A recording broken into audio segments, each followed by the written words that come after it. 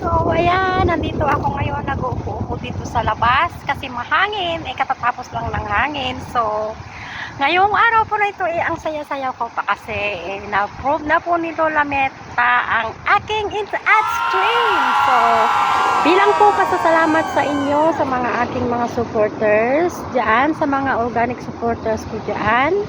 So, eto po, ang surprise ako sa inyo. So, sino po dyan ang wala pang nabili na school supplies ng mga anak nila?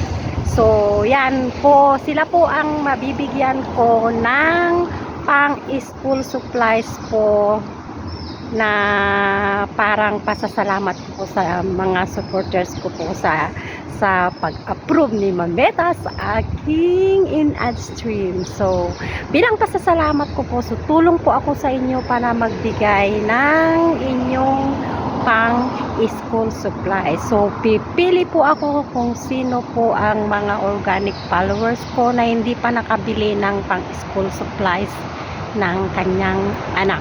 So, comment lang po kayo sa akin sino po yung mapipili ko na wala pa pong nabili na gamit ng kanyang anak. So, bibigyan ko po siya ng pambili ng school supplies ng kanyang anak. So, thank you very much po nga po sa inyong lahat, sa inyong mga suporta. So, I'm happy today guys kasi na-approve na ni Mamita ang aking ad stream. So, thank you guys sa inyong suporta. God bless us all.